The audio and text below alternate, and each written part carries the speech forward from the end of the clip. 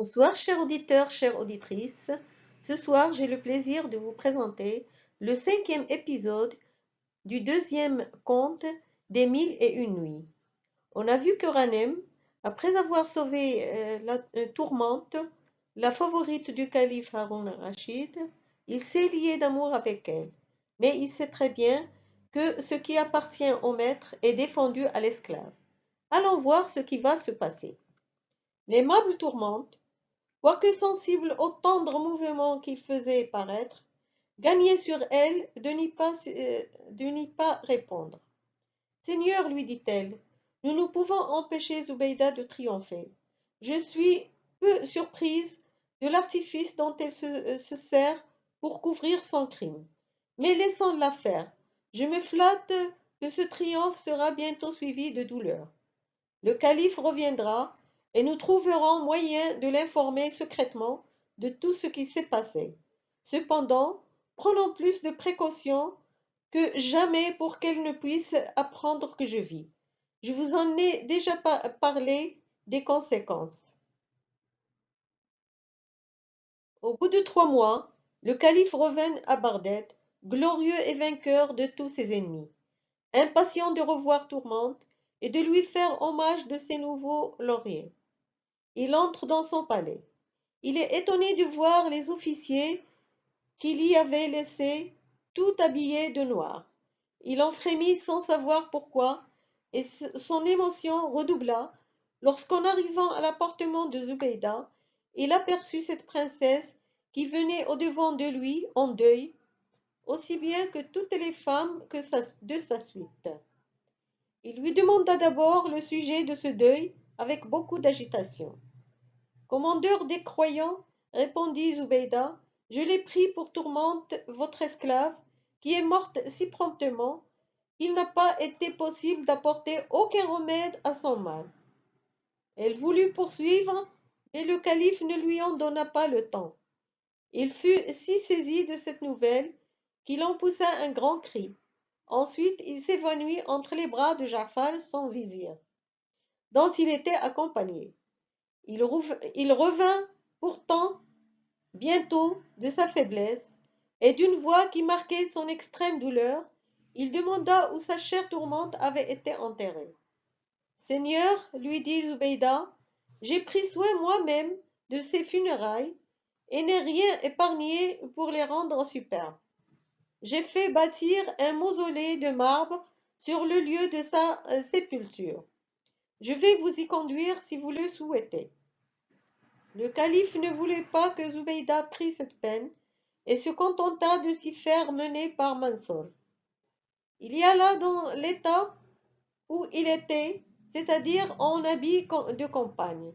Quand il vit la représentation couverte d'un drap noir, les cierges allumés tout autour et la magnificence du mausolée, il s'étonna que Zubeda eût fait les obstacles de sa rivale avec tant de pompe.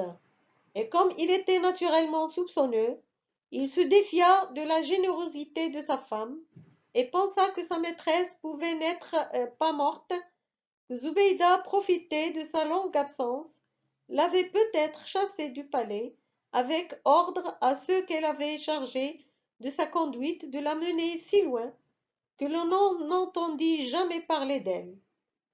Il n'eut pas d'autres soupçons, car il ne croyait pas Zubeda assez méchante pour avoir attenté à la vie de sa favorite. Pour s'éclaircir par lui-même de la vérité, ce prince commanda qu'on ôtât la représentation et fit ouvrir la fosse et la bière en sa présence, mais dès qu'il eut vu le linge qui enveloppait la pièce de bois, il n'osa passer outre. Ce religieux calife craignait d'offenser la religion en permettant que l'on touchât au corps de la défunte, et cette scrupuleuse crainte l'emporta sur l'amour et sur la curiosité. Il ne douta plus de la mort de Tourmente. Il fit refermer la bière, remplir la fosse et remettre la représentation en l'état où elle était auparavant. Le calife se croyait obligé de rendre quelques soins au tombeau de sa favorite, envoya chercher les ministres de la religion, ceux du palais et les lecteurs du Coran, et tandis que l'on était occupé à les rassembler, il demeura dans le mausolée où il arrosa de ses larmes la terre qui couvrait le fantôme de son amante.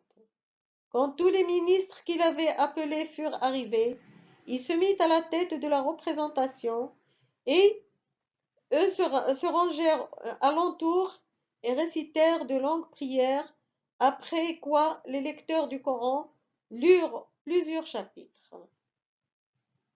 La même cérémonie se fit tous les jours pendant l'espace d'un mois, le matin et l'après-midi, et toujours en présence du calife, du grand vizir Jafar et des principaux officiers de la cour, qui tous étaient en deuil, aussi bien que le calife qui, durant tout ce temps-là, ne cessa d'honorer de ses larmes la mémoire de Tourmente et ne voulut entendre parler d'aucune affaire. Le dernier jour du mois, les prières et la lecture du Coran durèrent depuis le matin jusqu'à la pointe du jour suivant. Et enfin, lorsque tout fut achevé, chacun se retira chez soi. Haroun el-Rachid, fatigué d'une si longue veille, alla se reposer dans son appartement et s'endormit sur un sofa entre deux dames de son palais, dont l'une assise au chevet et l'autre au pied de son lit. S'occupait durant son sommeil à des ouvrages de broderie et demeurait dans un grand silence. Celle qui était au chevet et qui s'appelait Aube du jour, voyant le calife endormi, dit tout bas à l'autre dame, Étoile du matin, car elle se nommait ainsi. Il y a bien des nouvelles. Le commandeur des croyants, notre cher Seigneur et Maître, sentira une grande joie à son réveil lorsqu'il apprendra ce que j'ai à lui dire. Tourmente n'est pas morte, elle est en parfaite santé. Ô ciel, s'écria d'abord Étoile du matin, toute transportée de joie. Serait-il bien possible que la belle, la charmante, l'incomparable Tourmente fût encore au monde? Étoile du matin prononça ces paroles avec tant de vivacité et d'un ton si haut que le calife s'éveilla. Il demanda pourquoi on avait interrompu son sommeil.